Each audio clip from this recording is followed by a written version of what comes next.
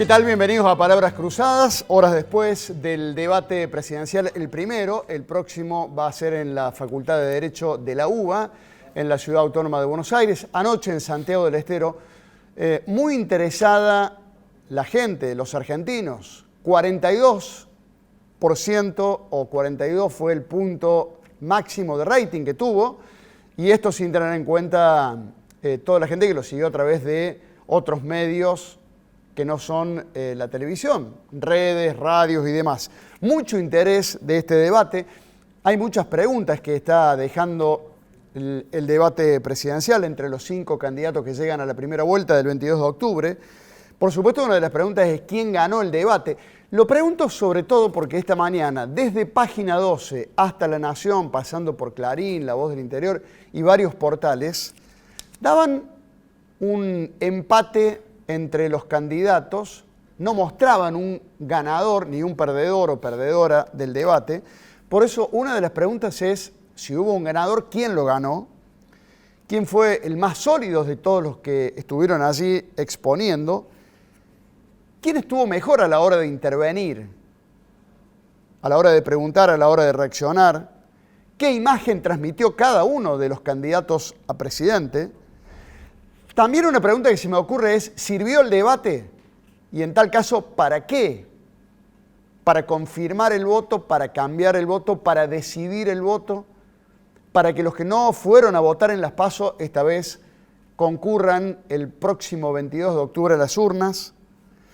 Bueno, y varias preguntas más que nos estarían quedando. En una exposición, alguien habló, uno de los analistas que leí esta mañana, de los tantos, decía, no hubo debate, fue una exposición. Hubo 5 exposiciones en lugar de un debate. A mí me pareció interesante. Quizá me quedé con ganas de ver más repreguntas o más intervenciones o más derecho a réplica o más tiempo para que expongan, porque la verdad que fue poco el tiempo dedicado, no sé, a temas tan profundos como economía, educación, derechos humanos y convivencia ciudadana, que fueron los temas de este primer debate. Pero celebro, yo personalmente, lo vengo diciendo hace rato, y creo que en Córdoba también deberíamos, al igual que lo que ocurre a nivel nacional, por ley, porque está fijado por ley, y como se dijo al comienzo del debate, candidato que no va, como fue aquel recordado debate al que no fue Carlos Saúl Menem con Angelos en el programa de Bernardo Neustadt, el candidato que no va se queda sin la publicidad durante todo el resto de la campaña. O sea, es importante la sanción para el que no concurre. Una práctica que se da en muchos lugares del mundo y que me parece interesante. Cada uno sacará sus conclusiones, pero el debate está, los candidatos van, exponen, intercambian ideas. Por eso pregunto si acá en Córdoba, donde hubo debate, recuerdo uno que se realizó en Canal 12, candidatos a intendentes que debatieron, ¿por qué no? Candidato a intendente, candidatos a gobernador. Bueno, ha dejado mucha tela para cortar. Leandro Graglia es analista y está con nosotros. ¿Cómo estás, Leandro?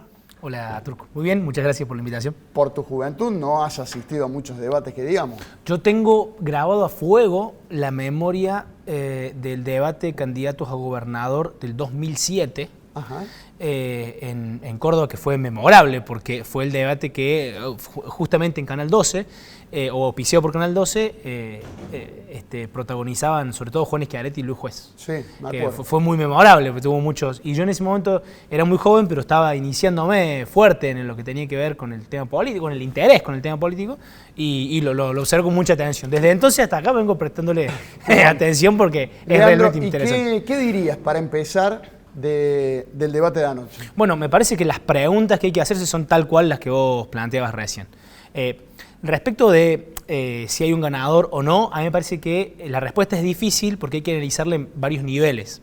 Primero que nada, los debates en las democracias representativas tienen cierta dosis de espectacularidad, digamos, son en cierta forma una puesta en escena. Y entonces hay una variable de análisis para saber a quién le fue mejor o a quién le fue peor, que tiene que ver con qué tanto se adaptaron y pudieron trabajar estos candidatos, cada uno de los candidatos o candidatas, con la espectacularidad, digamos, el showmanship de cada uno de ellos. Si se desempeñaron de manera suelta, si su comunicación no verbal, la asertividad que tuvieron, los intercambios, eso, digamos, es una variable y ahí tenemos mejores y peores desempeños, ¿no? A eso habría que cruzarlo con el contenido. Vos también hacías referencia a esto recién y es muy importante. No solamente es un acto de cierta espectacularidad, digamos, sino que también es una instancia del debate democrático, del intercambio democrático, en el cual se postulan ideas, se hacen propuestas, digamos, y se procura, digamos, construir cierto apoyo político. Entonces, eso también uno puede irle muy bien en una cosa y no tanto en la otra, o viceversa. Y la tercera, que es la más difícil de medir, y creo que por eso es la más compleja, digamos, la que requiere más elementos, es cuánto le sirvió a cada uno en función de su propia estrategia política en relación a sus electorados posibles y potenciales. O sea, qué tan suelto estuviste, sí, qué tanto dijiste y qué tanto te sirvió esa combinación. Bien, son 3 puntos, entonces la apuesta, el contenido y si te sirvió o no para mejorar tu performance o para sumar votos. Yo te digo, nosotros lo vimos en familia, con nuestros chicos. Y los más chicos de casa dijeron, este ganó, este perdió, sin tener ninguna una definición política, son adolescentes que están en el secundario. Me llamó la atención porque los dos dijeron, perdió Bullrich. Y los dos dijeron, ganó Miriam Bregman. Y yo coincidí, me pareció la más sólida, la más clara, la más contundente. No estamos hablando de las ideas y de si esas ideas son aplicables o no, pero voy al primer punto, que es la apuesta. Y no sé cómo lo viste vos. Mira, coincido. A mí me parece, primero que nada, que en cualquiera de las 3 instancias, digamos, desde la apuesta, desde el contenido o desde la utilidad, la que peor desempeño tuvo o la que a peor le fue a Patricia Bullrich. Creo que eso coincide en varios análisis y más o menos agregadas las variables te termina dando esa conclusión. Sin duda, desde la apuesta, desde la oratoria, desde la comunicación no verbal, Miriam Bregman es de las claras ganadoras. Yo creo que eso tiene que ver con una cuestión muy importante, que es que la espectacularidad, o sea, la apuesta, es donde más riesgos se toman, donde más altas son las apuestas. Entonces, si uno hace un planteo conservador, es decir, voy a no perder, pateo fuerte al medio, salgo a empatar este partido, lo que primero se resiente es la apuesta, la espectacularidad. Y Miriam Bregman no tenía una apuesta tan alta. No tenía, la verdad, tanto para perder, y yo creo que su comando de campaña entienden que tampoco tiene mucho para ganar. Claro. Entonces, fijándose desde ese punto de vista, claramente su ponencia fue mejor, al margen de sus condiciones personales, que son innegables, digamos. Tiene buena oratoria, tiene un discurso sólido, armado, digamos, más allá, como decimos, del contenido, ¿no? ¿Cómo ve la gente el debate? ¿Lo ve desde una postura ya asumida? O sea, yo lo veo como hincha de Boca, vos lo ves como hincha de Instituto, cada uno lo ve desde su pensamiento, o hay gente que se sienta frente al debate y en ese sentido el debate suma, ayuda para conseguir votos, para cambiar el voto. Mira, cualquier discurso político que procura construir legitimidad, construir apoyo, tiene como 3 misiones. La primera es reforzar a los propios, ¿sí? La segunda es polemizar con los adversarios y ahí construir qué es lo que nosotros no somos, construir por oposición. Y la tercera es persuadir a los que ni son los propios, ni están definidos por ser distintos a nosotros. Esto, en teoría del discurso, son los prodestinatarios, los contradestinatarios y los paradestinatarios. En un buen discurso político trata de atender, en una economía, digamos, a veces más o menos, a cada una de estas 3 funciones. En los debates presidenciales, como los que estamos viendo, es muy difícil persuadir, porque operan un montón de sesgos cognitivos entre quienes vemos el debate. Es muy difícil que alguien que crea que Milei es peligroso, lo escuche, por más que lo escuche moderado, que fue la apuesta claramente, o más moderado que lo que lo solemos ver, y saque la conclusión de que en realidad no era peligroso. Porque los pequeños momentos en los cuales levanta la voz o se pone un poco más agresivo sirven para confirmar lo que nosotros ya creíamos desde antes. Si yo creo que Massa es del kirchnerismo y eso es sinónimo de la corrupción, sinónimo de la inoperancia, sinónimo de un montón de atributos negativos, por más que haga una buena performance, voy a tender a decodificarlo de forma tal que confirme mis sesgos. Entiendo. Vayamos de la teoría a la práctica ahora, porque te quiero preguntar, lo acabas de nombrar a Sergio Massa. Me dio la sensación a mí, o coincidís con dos cosas. La primera es que le regalaron un poco a Massa, teniendo tanto para criticar del gobierno del que él es parte, no de ahora, sino desde hace un tiempo ya, ahora con más razón porque además es ministro y candidato, le regalaron un poco el terreno, por un lado, o además Massa, sin que se le mueva un músculo de la cara, no le entran balas y estuvo muy bien en su exposición en el debate de anoche. ¿Pasaron las dos cosas o pasó una de las dos? No, yo creo que definitivamente pasaron las dos cosas. Massa estuvo muy bien, a mí me pareció, técnicamente me pareció una muy buena apuesta.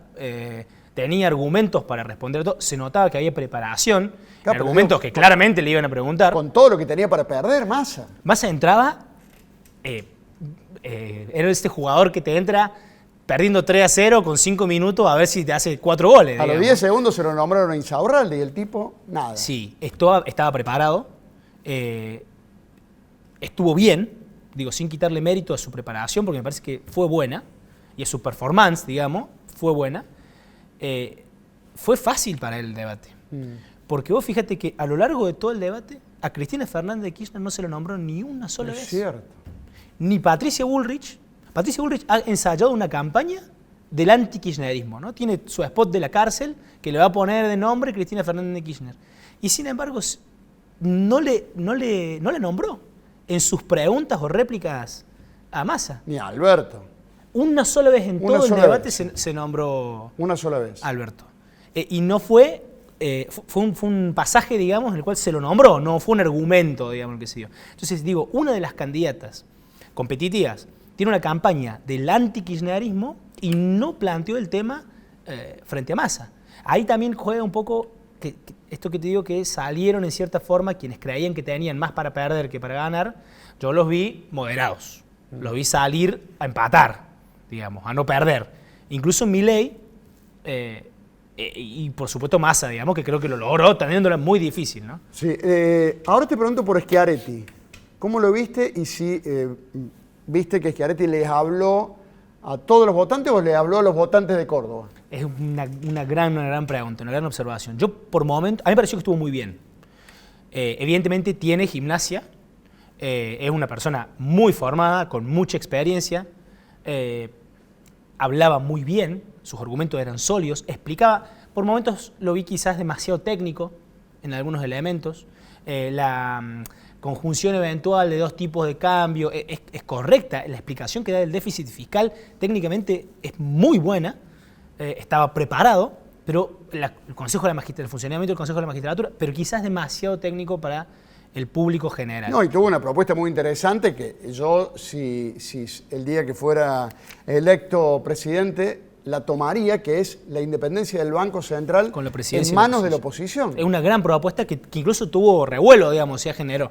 Luego, digo, en función de esta última forma que te decía que si te sirve o no te sirve, ¿qué tal estuvo Schiaretti? Yo creo que estuvo muy bien, porque él primero habló mucho de Córdoba. Obviamente, el gobernador de Córdoba, y su principal activo frente a la campaña es que propone hacer en el país lo que hizo en Córdoba. Luego, evidentemente, al margen de los memes y de las chanzas, en todas las intervenciones tenía que hablar de Córdoba. Esa es su macarón de proa.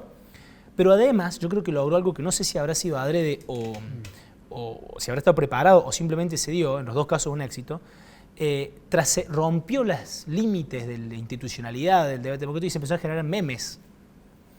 Twitter, las redes, el WhatsApp, empezó a circular un montón de, ¿cómo debe ser Córdoba? Me quiero ir a Córdoba, vamos a Córdoba, la Córdoba que plantea Schiaretti. Así son los colectivos en Córdoba, colectivos voladores. Sí, lo vi.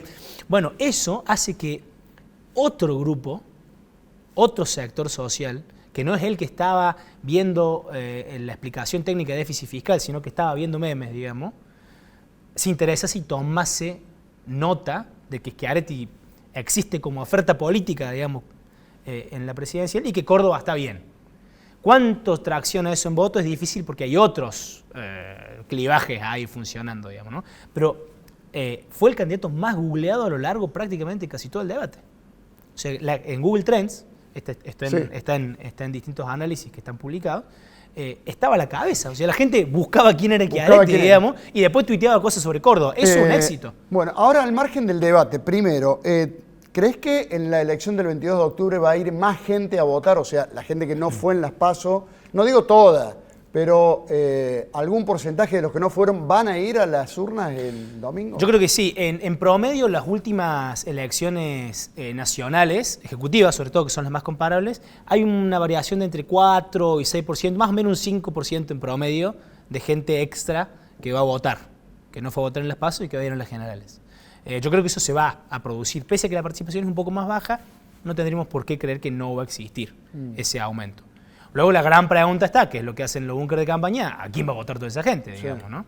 Hasta ahora, en las últimas elecciones, ha sido un público más propenso a votar a Juntos por el Cambio, y yo creo que esa es una de las grandes apuestas que hace Patricia Bullrich. Dos preguntas más. La primera, todos estos triunfos a nivel provincial de Juntos por el Cambio, por citar Chaco, por citar Santa Fe, por citar Mendoza, que son las últimas 3 provincias que ganó Cambiemos o Juntos después de las PASO, ¿dicen algo o pueden llegar a decir algo a nivel nacional o no? Nada que ver. Yo creo que no. Yo creo que tenemos suficientes elementos como para dudar, al menos, de que se vaya a poder trasladar de alguna manera el peso electoral de los candidatos a gobernador de Juntos a la candidata a presidente de Juntos. Te digo, antes de las PASO había sido San Luis, había sido San Juan. Claro. Y no por eso se trasladó. Exacto. Ninguna de esas dos provincias, que habían dado batacazos históricos, digamos, Sí, ¿no? sí. corriendo a estructura del PJ Bueno, en acá en muchos Córdoba. años. Y no se trasladó, y ni siquiera es que fue el PJ, es que era Milei, cuyos candidatos más o menos oficiales habían arañado el 2 o el 3% en las elecciones provinciales. Entonces yo creo que esa es una tendencia que se va a volver a producir, más allá de que no es menor el hecho de motivar a la tropa propia, digamos, ¿no? Es más fácil si venís de ganar un par de partidos e ir a disputar la final. La última consulta. Se supone que, en principio, de acuerdo a lo que muestran las encuestas, serían Milei y Massa los que pasarían al balotaje. En principio, pero como las encuestas vienen errando tanto, yo la verdad que no sé, no me arriesgo. Pero en tal caso, o en cualquier caso, ¿vos crees que Massa tiene alguna posibilidad de ser presidente? Y sobre todo, porque vengo viendo la estrategia de Massa que pareciera ser, en el caso de llegar al balotaje, es Milei o yo como representante de la democracia. Milei o los que estamos de acuerdo con el consenso, el diálogo, y por eso viene insistiendo en un gobierno entre todos y todas. Yo creo que hay algo de la estrategia de Lula, ahí cuando enfrentó a Bolsonaro en la última elección, del famoso cordón democrático, de llamar a todas las fuerzas del bien, digamos, a hacerle frente a esta amenaza para el sistema. Yo creo que hay algo de eso, todavía muy subliminal, porque bueno, falta la primera vuelta. Yo creo que lo que va a suceder ahí es que vamos a ver confluir dos clivajes importantes. Si, como confirman las encuestas que tenemos hasta ahora, el balotaje es entre Milei y Massa, va a quedar una porción importante, digo, va a estar los votantes de Massa, de la general, los votantes de Milei de la general, y un porcentaje importante de personas en donde hay que ver si pesa más el desapego a lo existente, gente que dice yo en realidad estoy mal, Milei quizás me asusta, pero me asusta más lo que tenemos, y por tanto estoy dispuesto a dar este salto, ayudado por el clivaje viejo del antikirchnerismo, es decir, Massa es el kirchnerismo y a mí no me gusta el kirchnerismo, entonces cualquier cosa antes que el kirchnerismo, si eso es lo que más pesa, o si en realidad pesa más el miedo, el apego a los dirigentes y a las fuerzas que ya conocemos, por ejemplo el voto del radicalismo. Es decir, nosotros vamos a sentar va a pesar más que somos más bien radicales, que queremos que YPF siga siendo nacional, ¿va a pesar más eso o va a pesar más el descontento con la situación? Te hago la pregunta de otra manera, aunque seguramente algunos me van a putear, pero no importa. ¿Massa es el kirchnerismo o va a ser el kirchnerismo? Anoche también dijo, este no es mi gobierno. Dijo, en mi gobierno, despegándose, por supuesto, de la estrategia de campaña. ¿Qué va a decir? ¿Que se va a abrazar a Cristina y a Alberto? No. Pero te hago esta pregunta porque a mí también se decía cuando estaba Alberto, cuando lo nombraron a Alberto con el dedo, después cuando fue electo, que iba a ser un presidente que se iba a recostar en los gobernadores, que el kirchnerismo no se termina con Juntos y ahora con Milei, sino que se termina con más peronismo. ¿Crees que eso puede ocurrir o no? Primero creo que Massa no es Alberto Fernández. Es otro animal político, digamos. O sea que hay algún elemento como para creer que de ser Massa presidente no va a ser una repetición idéntica de lo que tuvimos con Alberto por su propia personalidad, propio armado. Tiene su propio poder, sus propias relaciones, sus propios vínculos. Alberto no los tenía, no los tiene. Massa tiene otra estructura de poder. Además, estamos en un momento de mayor debilidad del kirchnerismo y del cristinismo y de la cámpora y toda esa otra estructura de poder es relativamente más débil. Yo creo que ese fue un matrimonio de conveniencia y que aguantó de casualidad hasta ahora y está aguantando de casualidad hasta ahora. Luego, yo no creo que en un eventual gobierno de Massa de repente desaparezcan los personajes y las prácticas que viene arrastrando el peronismo de alguna forma y el kirchnerismo asociado al peronismo de alguna forma durante los últimos años. Yo no creo que Massa sea el kirchnerismo, sin duda que no, lo cual no significa que esté exento de alguno de los vicios que este viene arrastrando. O que se pueda despegar rápidamente del kirchnerismo. Que se pueda despegar rápidamente. Bueno, la verdad que ha sido muy interesante escucharte. Gracias por tu tiempo con nosotros, Leandro. Un gusto, gracias.